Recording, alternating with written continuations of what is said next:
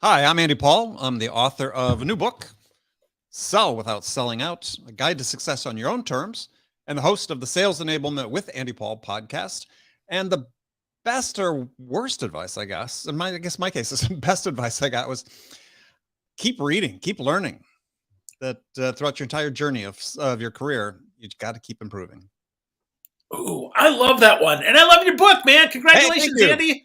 Thank Yeah, you. it's fantastic. Yeah, I figured I sat down two reads and it was done. So it's Nice. a great book. Yeah, I would tell you this is the book. This is the book that everybody needs if you're selling today. It Well, is a thank you. great book. Yeah, for sure. So congratulations. So let's talk though about that advice, right? Keep learning, keep reading, keep doing that. What was that advice from yourself or how did you learn that? Who shared that with you? When did you get it? A couple bosses early in my career were just readers, right? And yeah, I wasn't really sure I was going to stay in sales early on, right? They really don't know, but I thought, well, gosh, I'm innately curious and sort of insatiably curious, and yeah, they said you got. We didn't have tapes back then. We didn't have online courses. Yeah, we had cassette tapes. We played in our car between calls, right? Yeah, just did as much as I could. Listen to that. Read books. Yeah, you have to make your own way in the world. And if you rely on the training you receive from the companies you work for, it's never going to be enough. Wow. So, do you remember like one of those early books or a couple of those early books on tape that you heard? Because I remember listening to Seth Godin's "Unleashing the Idea Virus" early Oh, well, on, book on tape. You're probably predate me a couple days anyway. yeah, a couple days I think I do. This is more like Zig Ziglar, Earl Yeah. Nightingale. Some of these are sort of quasi motivational guys. I'm trying to think early sales books or like, spin selling. Actually, Oh yes. one of the first books I recall reading was Tom Hopkins' book, How to Master the Art of Selling. I've had him on my show a couple times. Yeah, great guy. That was probably one of the earliest ones I think. Remember reading back to back and just going like, "Gosh, this guy just knows so much." Right? Am I ever going to get to the stage where I know this much? And yeah, so early book. Wow. That's cool. So I'm just looking around here in my office. I know that I've got it. There it is. I got the updated version here of, yeah, How to Master the Art of Selling. So I Right. got the newest version Oh yeah. Okay. because he revised it. Right. Yeah, Sure it because the has original one, relevance. yeah, the original one was probably, yeah, I probably devoured that too. So that's cool. I love that advice, and I love that you point out in the book about that you have to kind of chart your own path. In fact, you talk about the fact. Let's see, you say in the book here, yeah, you're not the boss of me. You control Right. how you sell, which I think is so good, right? That's so true. My wife is also in sales, real quick here, and Yeah. I think she's the same way. Like she's like, I'm going to do it my way because I'm going to take full responsibility for me.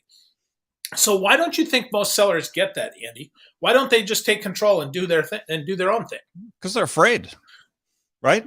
I mean, it takes, as like I say, it takes courage with a small c in the grand scheme of things to say, look, I think there's a better way. I mean, part of it is they have to just have the desire, right? I think that's just basic. When you can't, I don't think you can be extrinsically motivated for that. I think that's intrinsic motivation you need to develop to want to push the envelope, move outside your comfort zone.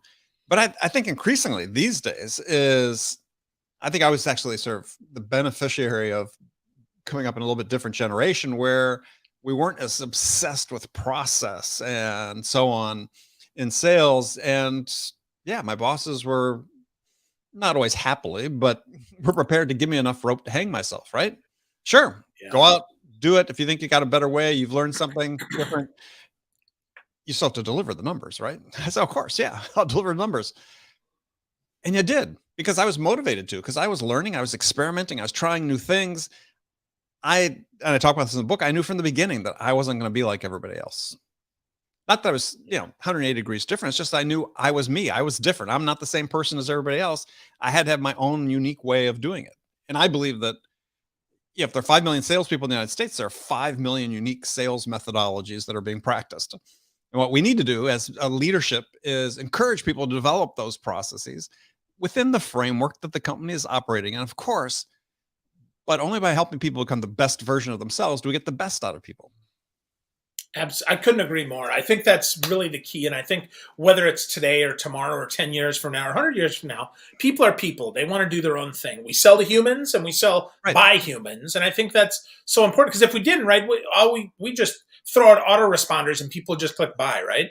Well, yeah. Well, I think that if we try to turn people into sort of interchangeable cogs in a machine, what it ignores the real damage where is in the experience the buyer has with us, right? Because so much of the assumption about the processes that we see so many leaders lean into in sales these days is that the buyers are all the same.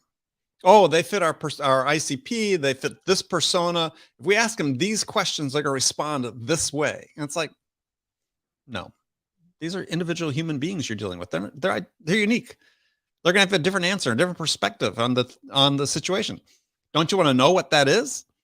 Or you just want to ask your standard question and just take that and try to run with it? I mean, you may win at some point, but you're not going to win as often as you can if you don't invest the time to truly understand what's important to that buyer. And it's not going to be the same for all of them because, yeah, gosh, just remember who it was. I mean, Herbert Simon, a Nobel Prize winning economist, talked about this in some work he did, is that, people bring to every decision two perspectives. What's in it for me personally? What's in it for the company? So if you think you got 5 people on a buying committee, you really got 10 because everybody's got two perspectives. This would be a great decision for the company. It's not a good decision for me. Oh, so if you're selling to that person, what do you do differently when you get that answer then? Because maybe this person is not going to be the champion you thought they were going to be, or they're not going to be contributing in the same way that you thought they're going to be in the the deliberations about the decision. So you got to dig in.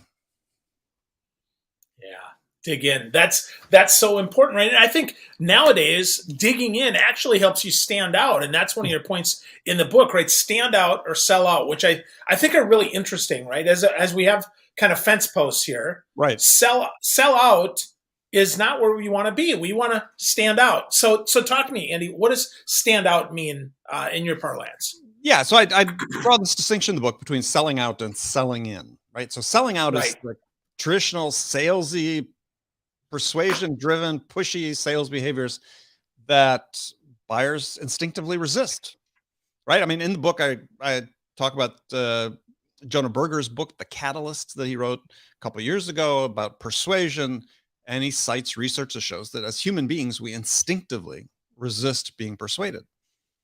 And so we think, well, gosh, then if you think about it, isn't that kind of nuts then that we base so much of our sales training on the fact that we want to train people to go out and persuade buyers instead of working them with I talk about the selling in, which is to influence the choices and the decisions the buyers make.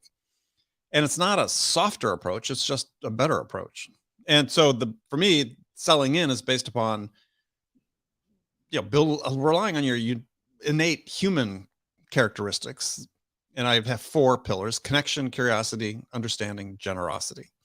And by developing these and working with the buyers on these, you then earn the trust of the buyer. The buyer gives you the permission to ask the questions you need to ask to truly understand what's important to them. So when you get that level of understanding, then it's not until you get to that level of understanding do you really understand the value the buyer needs from you in order to make a decision. So much of our selling today is predicated on this idea of, oh, I'm a seller. My job is to go out and persuade somebody to buy my product. Well, if you don't know what's really important to the buyer and what they're trying to achieve, what value does that persuasion have? It has none. Yeah. When you end up with buyers or remorse if they buy, or likely now though, they're not even going to buy. They're just going to back away and say, "Yeah, I feel manipulated. Right. I don't like this. Right? I feel like you did this to me instead of with me or for me." Right. Right. Well, that's a great point. It's one I draw in the book is, and I wrote about this in one of my earlier books too, is, we got to stop this whole perspective that selling something we do to the buyer or do at the buyer, right? I mean, if you do that, you can expect how they will receive it, right? Which is not very well. So at heart, the book is really about how we create positive buying experiences. If products increasingly, as certainly in the tech space, but I think in general, products have increasingly thin margins of differentiation, right? Very hard to sustain any sort of meaningful differentiation on the product level these days. So what's the differentiation? well, it's how they experience your sales efforts, how they experience buying from you. And that makes a huge difference. And it's Challengers talked about this. The majority of the purchase criteria that buyers decide on are based on their experience with the sellers. Gartner and others have talked about it as well. Yeah, for sure. Yeah, I mean this is their first touch really with the company. I mean, they've read about us, Yeah. they've watched our videos, right? They've maybe even demoed our product, or they've got a trial or something. But then they talk to a person, Mhm. and we try to force them through this toothpaste tube of garbage that because they keep getting stuck, because of course they don't want to swim through it. They Right. want to experience it, right? Right. Well, and so really what someone's looking for is, buyers got a limited amount of time. And this is sort of the other thing that one of the other things that sort of drives me nuts is you hear sellers complain about, oh, slow buyers, or, this ended up in a no decision, or the buyer ghosted me. And it's like, when those things are happening, it's the buyers actually is making a decision. And the decision is, you weren't worth more of my time and attention. Therefore, you don't get any more of it. And we're done. Right. And so you have to be very intentional about this idea of what value am I providing to the buyer at every interaction that we have that enables them to move closer to making a decision. That's how, Yeah. I mean, think about it at the beginning, go back to the beginning of selling and buying. Uh, what's the bargain we as sellers strike with a buyer? The bargain is if they invest some of their time and attention in us, we're going to give them a return on that investment of time and attention. We're going to give them something of value. Well, what's that mean? Well, it means that we have to be able to help them, I believe, is anytime they invest time and attention in us as sellers, we have to help them move some measure closer to making the decision than they were before we interacted with them. Yeah. And if we don't, what was the point of it? What happened? I mean, if you're not moving the buyer forward. And so value, when you really get to it, value in sales, which is one of these real cliche type words, really is just about progress. Did I enable the buyer to make progress toward making a decision as a result of this email, phone call, Zoom call, in-person meeting, whatever it is? Did I help them achieve that? And if I didn't, then I wasted their time and I wasted my time.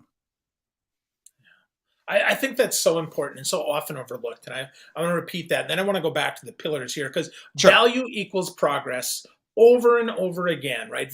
Give the people value. What they value is moving closer to making a decision. Let's be clear. That's all they want. I mean, that ultimately, right? They want a decision, and then they want the decision to help them. I mean, Well, let's be clear, right? absolutely. And again, the get back to that idea about slow buying is people, if you got a group of people that have been sort of delegated the task of making a purchase decision, so they they're leaving their real job to go do this. Do you think they want to spend unlimited amount of time away from the real job that they're being measured on and compensated for to make a purchase decision? Of course not. They want to do a good job, but they don't want to spend as much time as possible. Really, what buyers are looking for from sellers is they want sellers to help them gather and make sense of the information they need to make an informed decision with the least investment time least investment of their time and attention possible. That's what they want. So as a Yeah. seller, we should be trying to help them do that. Yeah. And I like the stress there on the word least, right? It's not that they want to go slow. No buyer wants to go slow. They want to go as fast as possible, but they want to get their questions answered. Yep. They want to make sure that it's safe. Whether, though it's not their real job, they don't want to get fired as a result of this stupid decision. Oh, That's really sure. part of the whole thing, right? Right? Yeah. Well, this gets back to sort of this mythology that exists that says buyers don't want to talk to sellers. Well, on one level, that's true. I mean, I don't know about you, Phil, but I've in my career, I'm not sure there's ever been a buyer that's woken up and said, "Geez, I hope Andy calls me today." No. No, right? I mean, I think I was really good at what I did, and they enjoyed the interactions by and large, but they weren't hoping I was going to call them. So buyers will talk to you if you can help them get their job done. If you can help them make progress toward making a decision, they want to talk to you. There's this theory that exists of, and I don't have this in the book, but it's of strong ties and weak ties. I don't know if you've heard that, Yeah. Oh, yeah. but there's a sociologist, Mark Gremvoter, I think was his name, back in like the early 70s, wrote this paper about this. It said Here's the problem. When you work with people, you develop strong ties, right? So let's say this buying committee, they work together. Well, the thing is, they know a lot of what he called redundant information because they socialize the information over and over internally. So they know something like, a certain amount of information, but they all know the same stuff. So when they come to like making a decision about purchasing something, they need the outside ideas coming from their weak ties, like salespeople, to get them to think more broadly about what's possible to achieve and maybe what the nature of the problem is they're really trying to solve. So Yeah.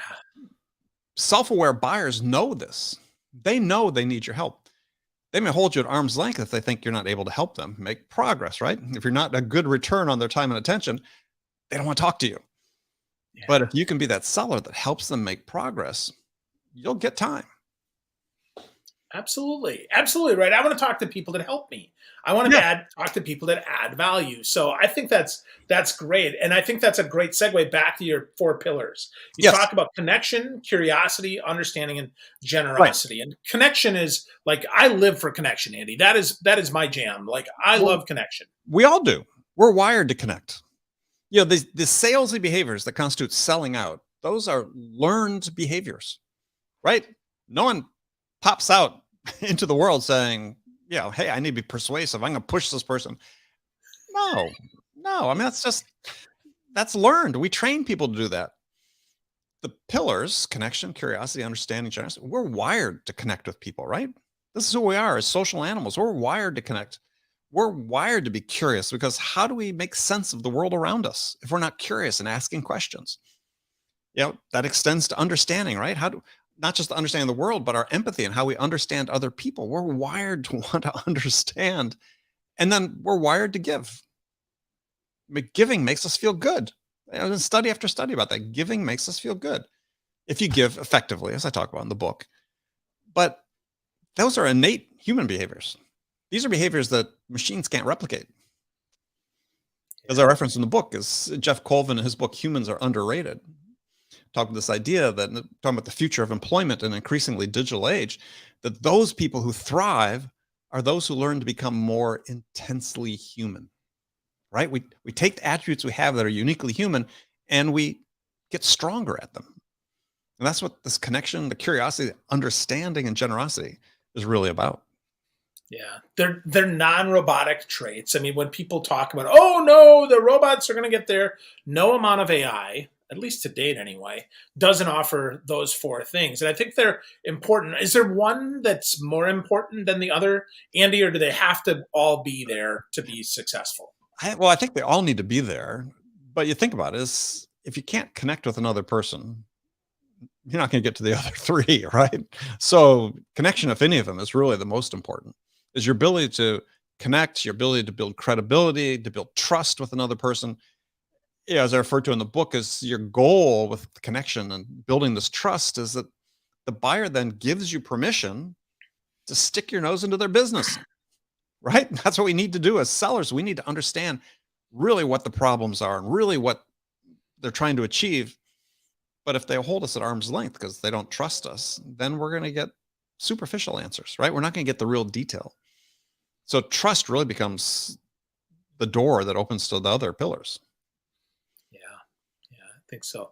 I think so too. So with that, Andy, we talked about trust, right? About how important trust is and all of that. So give me a way that we can do a better job from your book of building that trust.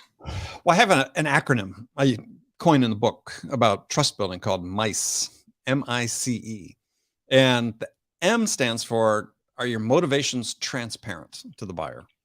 And I is integrity, is do your actions align with your words? And this is one of the most heavily violated tenets in sales is a salesperson go out, and you've probably experienced, I've certainly personally been on the receiving end of this, is a seller, you go out to the buyer, say, establish this rapport, this connection, and we're here to help you. I'm really interested in, helping you. And you get to the last week of the month and your manager says, we could really use that deal. All right. So why don't you go out and offer them a 20% discount to bring it into this month? Well, no, we're gonna get the order next month anyway. No, we need it this month. So suddenly you're out in front of the buyer offering this big discount. And in their mind, you went from somebody that was perhaps a trusted advisor or consultative seller to a transactional seller. And it doesn't mean necessarily they won't do business with you, but in their minds, you're transactional. And that just won't change. So this happens how often? Every month, right? across every the month, board. every quarter. Yeah, That's right. sometimes every week. Yeah. And I've got horror stories of my own where bosses early in my career sent me out to customers to pick up an upgrade before the last day of the month and so on. And just no, don't do it. Right. I mean, I understand the importance of hitting our monthly numbers and quarterly numbers. I've worked for public companies, and run sales teams for that. You have to set it up in such a way that you develop predictability other than by forcing the customer to give you an order that they were going to give you anyway. I was in a meeting with a bunch of sales leaders. This was about 2 years ago. It was right before the pandemic, and sitting as a table thing. And I started moving from table to table, to having discussions. And one was about, the value of using spiffs to close deals. And so I'm sort of expressing this idea that we just talked about. It's like, it's really counterproductive in the relationship. Oh, no. That, it helps us get deals. Great. Okay. So tell me, have you ever calculated the ROI of a spiff? Or an ROI of the discount? So you give the customer 10% discount so they close 2 days earlier. So they close on a Friday instead of a Monday or a Tuesday. What's the return on that? No one ever thinks about it. We're just going to do that because that's what we do. And we're going to trash this customer relationship in order to do it. So those are the M and the I of MICE, the transparent motivations and integrity. The C is credibility, and the E is execution, meaning you have to be able to demonstrate that you know what you're talking about. I mean, you don't have to be the world's expert, but you got to have some credibility. And also throughout the process of the customer's buying journey are you living up to the commitments you made? I'm going to get you an answer tomorrow. Do you get an answer tomorrow? I'm going to get this back to you by 3:00 this afternoon. Did you do that? We're going to set up a demo for next week. Did it happen?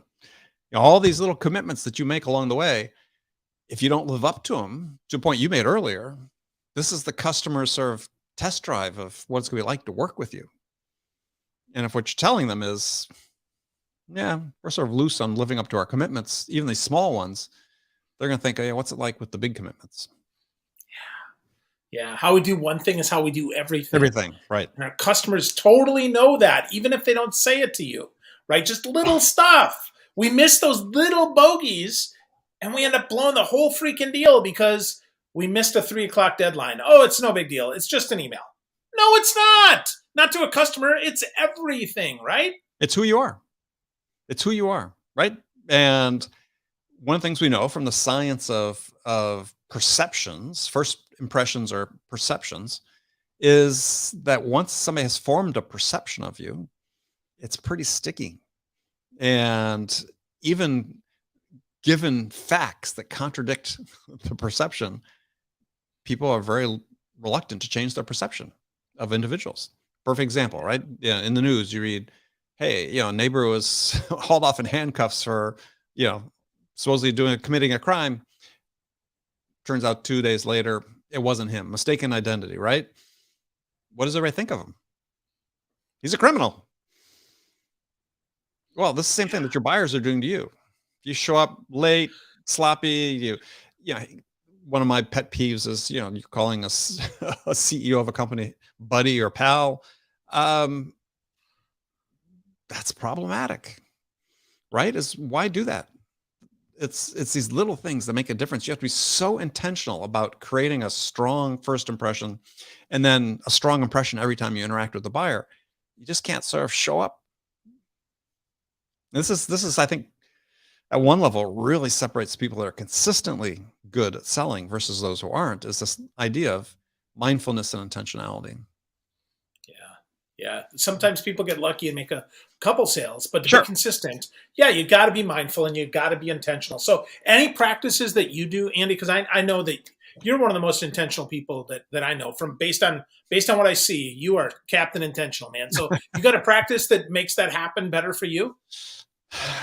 I set aside time for planning. Yeah, I try to set Mm. aside 30 minutes of my day every day for thinking and planning is what it says in my calendar, thinking and planning. And I've tried to get better at this over the last couple of years. Earlier this year, I interviewed an author, a woman named Juliet Funt, and she wrote a book called White Space, I think. I have to look. I might be botching the name of her book. But what she talks about this idea is how we're using our time more effectively and setting aside time, deliberately setting aside time every day to just have what she calls white space, right? No distractions, just thinking, planning. And so I try to do that as much as I can. And yeah, not always successful, of course, but life intrudes. But as much as I can, it's on my calendar. 'Cause I'm a big believer that things don't happen if they're not in your calendar. Beginning of the day, end of the day, middle of the day, same time every day. Well, for me, I'm doing it toward the end of the day. Okay, cool, cool. So Juliet's book is A Minute to Think. A minute to think. Uh, Yes, I'm sorry. Gosh, jeez. so no, Sorry, but her Juliet. company is white. No, her company's White Space. That's why you It's got that. it's a great book though, and yeah, I urge people to listen to the interview on my podcast. But an excellent book, and she talks about other things too in terms of personal productivity, like only check your email 3 times a day. Is that possible though for salespeople, Andy? I mean, is that realistic that salespeople can do that? I mean, that I hear productivity. Yeah, Okay, turn that off, right? But I'll tell you, right? I got Slack dinging. I got my yeah. text messages, and I got email at a minimum. So is that possible? Well, I'm not always sure it is for salespeople because I'm a huge believer in responsiveness, right? So Yeah, right. if I get an email, I want to respond. But sort of where I'm in my stage in life, my interactions are a little bit different. So I don't have some of that same urgency that I felt when I was a seller and that my buyers had at that time. So, but even still, it's hard for me. I try it. I go through periods where I've tried to implement what she does, and yeah, it's hard. But I think it's a great idea, and I think more people can do it than don't. Right? It may be a little bit more difficult for sellers because yeah, I think I made a living through a good chunk of my career through being the first one to respond. Yeah, I yeah, mean, me too. I think that impression that you're giving, that perception you're creating in the minds of the buyer is important to to the point where like getting on airplanes is painful, right? Because you could be missing something. So I'm a Yeah, little yeah, I try to do that, not very successfully, but I'm a little driven. I hate the idea of being out of touch because yeah, I want to be able to help the buyer as much as I can. yeah, yeah, me too. And Me too. So it's one of these things that we as individuals control, right? We can't control pricing, we can't control product features. What can we control? Our actions, right? Our actions. So for me, it was always about, yeah, if I get a call or an email or something, yeah, I want to be responsive. Now, for me, responsive was just not about being fast. It was about, if you look at the definition of responsive, it's about being complete, right? So I wanted to be complete yeah, in the way I responded to them. So I want to make sure I had value for them. So it wasn't purely about speed, but it was the sense of urgency to get back to the customer to fully answer their questions or fully help them get to the next step. yeah, absolutely. Well, right. Value equals progress. Yep. So if you're helping it move forward, even if it's here's part of the answer, I'll get you the rest of it. You still have opportunity there to add value. So I think that's important. Yeah, and I think it's too often salespeople, and this is sort of human nature, right? Is yeah, if you gotten back to that customer, well, I don't really have anything to tell them yet, so no. It's like, oh no, don't do that. you know, Set expectations again, or reset expectations. Hey, I thought I was gonna be able to get this to you today. Unfortunately, this Yeah. happened. I will get it to you tomorrow. Give people information. If they're informed, then they're not assuming what's going on. Absolutely. Yeah. Assumptions kill deals for sure. Yes, Right. So, because in the absence of information, we're going to tell our own story and fill in those lines ourselves. right. So, And we'll yeah, assume the worst. absolutely. Always sad to say it, right? We Right, just naturally do. So, right. I'm totally with you there. Totally with you there, Andy. So, well, I love the book, man. It's great, right? Sell Well, without thank you. selling up. Yeah, congratulations. I've got to ask one more question here because Sure. I'd be remiss if I didn't ask you. So, what's the secret sales accelerator, Andy? Yeah, well, that's I love that part of the book. And so this came about through my own experience, and it only was later that I found writings and words to sort of put to it. But Herbert Simon, who's one of my favorite guys, he's a Nobel Prize, passed away a while ago, but Nobel Prize winning economist who came up with this notion of what's called bounded rationality. There's a philosophy called bounded rationality, which is that when people are making decisions, everybody faces the same three constraints when making decisions. One is a lack of time, or not infinite time, not a lack of perfect information, and a lack of perfect understanding. And so what he said is that when people are looking to make decisions, what they do, given these constraints that they have, is that when they find a solution that satisfies their requirements and suffices to enable them to achieve their desired outcomes, they stop looking and make a decision. So he coined a word called satisfice as conjunction of those two words.